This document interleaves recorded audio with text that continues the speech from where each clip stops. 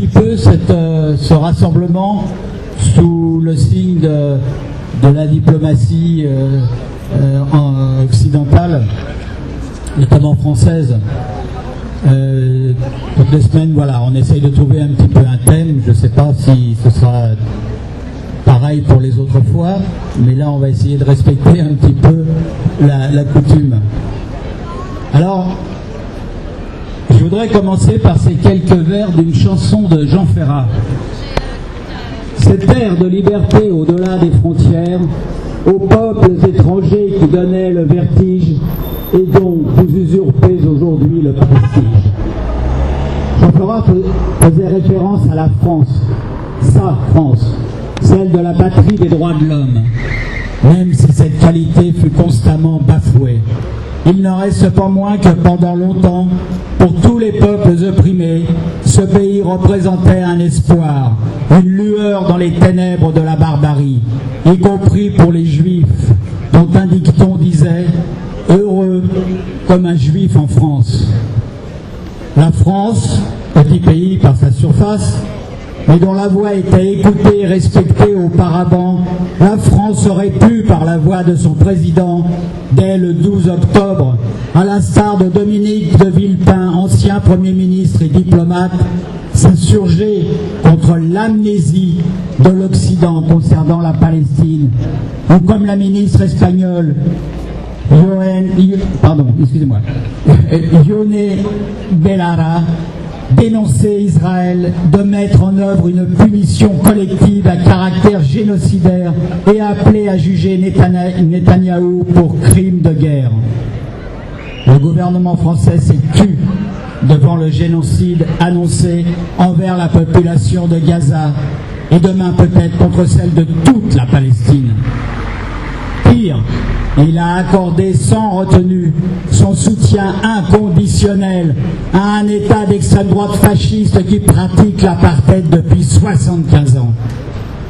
Finalement, pour M. Macron, il aura fallu atteindre la jauge de 21 300. 21 300 victimes pour qu'il demande timidement un cessez-le-feu. Pourtant, certaines voix, telles celles de l'historien israélien Shlomo Sand, interrogeaient en ces termes dès le 20 octobre. Jamais la diplomatie française n'a été aussi faible. La France, attachée aux libertés, interdit les manifestations de soutien au peuple.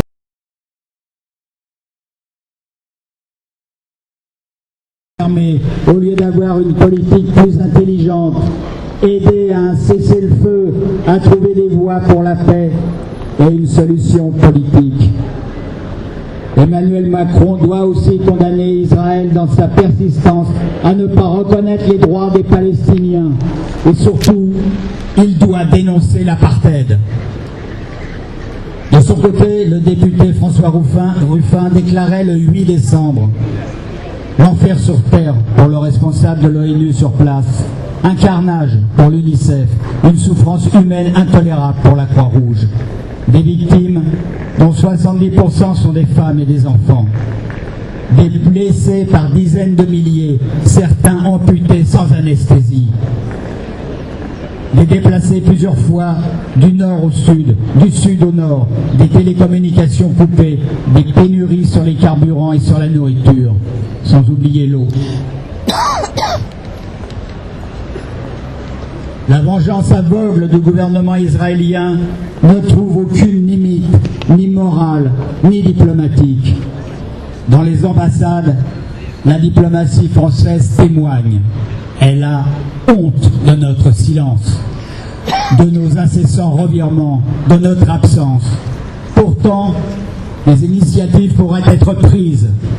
La France pourrait déposer une résolution en son nom devant le Conseil de sécurité de l'ONU réclamant un cessez-le-feu immédiat et une force d'interposition onusienne. La France pourrait demander l'entrée des enquêteurs de la Cour pénale internationale à Gaza. La France pourrait appuyer les plaintes en cours devant la justice internationale contre les dirigeants israéliens accusés de crimes de guerre. La France pourrait mener une initiative diplomatique d'ampleur avec l'Espagne, l'Irlande, la Belgique exiger de l'Union européenne une suspension de son accord d'association avec Israël, un tiers de son commerce s'effectuant avec notre continent, à commencer par le matériel militaire. La France pourrait exiger des sanctions financières, des interdictions de territoire français et européens contre les colons en Cisjordanie et contre leur soutien extrémiste à Tel Aviv. La France pourrait, si la France voulait.